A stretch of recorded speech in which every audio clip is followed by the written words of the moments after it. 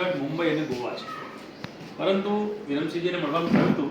હમણાં અમે ગોતામાં રાવણમાં હતા, સિસોદિયાજીએ મને નામ આપ્યું કે ત્યાં ચોક્કસ મળજો, એટલે અમે એને પણ મેમ્બર બન્યા. કારણ કે અમારું આવું રાજપૂત સમાજનું આવું એક અમારું સંગઠન ચાલે છે.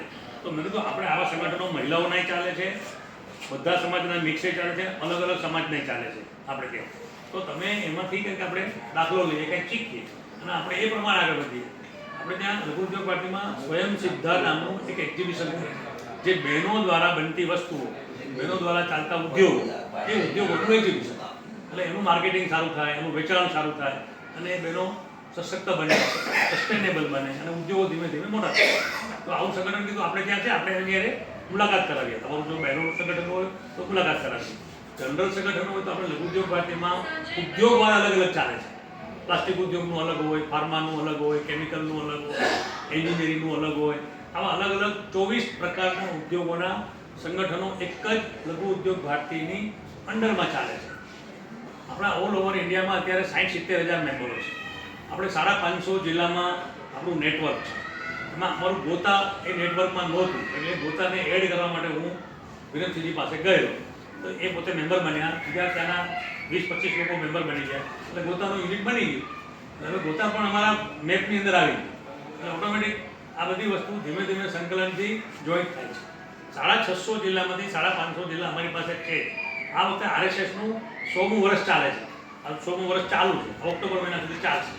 તો એના એક સેલિબ્રેશનના ભાગરૂપે આપણા જે 60-70 હજાર મેમ્બરો છે, આપણે 1 લાખ મેમ્બરો પૂરા કરીએ કીધું.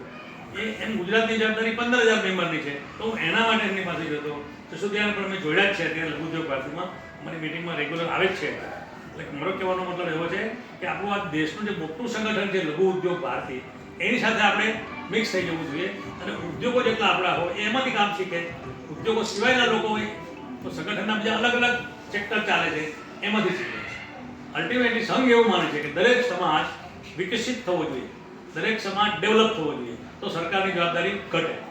આજે માનો કે તમારો સમાજ તમારા ગરીબ છોકરાઓની વ્યવસ્થા કરી લેતો હોય તો સરકારને કંઈ કરવું પડે. સરકાર એમની જે ગ્રાન્ટ હોય ગરીબ લોકોની એ સીધી તમને જ આપી દે, અને તમારા થ્રુ એ ગ્રાન્ટ જો જાય તો એ પ્રોપર માણસોમાં જાય, ખરેખર જેને જરૂર છે એમાં જાય.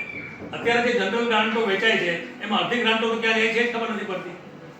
તો એ એવું કે સંઘ એવું કહે છે કે દરેક સમાજ મજબૂત હોવો જોઈએ. મજબૂત એટલે કેવો? તો શિક્ષણની દ્રષ્ટિએ, ઉદ્યોગની દ્રષ્ટિએ, પછાત લોકો એમાં હોય, આર્થિક રીતે પછાત હોય તો એમને મજબૂત કરવાના પણ કાર્યક્રમો હોય. કોઈને નોકરીઓ ના મળતી હોય તો નોકરીઓ શોધવા માટેના કાર્યક્રમો પણ હોય. કોઈને ઉદ્યોગ કરવો હોય તો ઉદ્યોગ કરવાની માહિતી મળતી હોય. આ બધું એની અંદર હોય છે. તો આપણે સમાજ તો ચલાવીએ, સમાજનું જે કરીએ છીએ તો કરીએ જ, પણ જોડે જોડે એમની સાથે જોડાઈને એમાંથી કંઈક શીખીએ. આ જે તમારા 5,000 મેમ્બરો છે એમાંથી ભલે ખાલી 25 મેમ્બર ત્યાં ગયા હોય, પણ એ 25 મેમ્બર જે શીખે ત્યાં આગળ એ તમને આપે ને યાર કે ભાઈ આપણે આવું કરવું જોઈએ, આવું કરવું, આ લોકો આવું કરે છે, આપણે બી આવું કરવું જોઈએ અને આપણે હજી વધારે એમાં જોડાવવું જોઈએ. વાત આટલી જ છે કે આપણે બધા ભેગા થઈને કરીએ, અલગ અલગ રહીને ના કરીએ. ભારતની જે ગણતરી શેમાં થાય છે? યુનિટી ઇન ડાયવર્સિટી, વિવિધતામાં એકતા.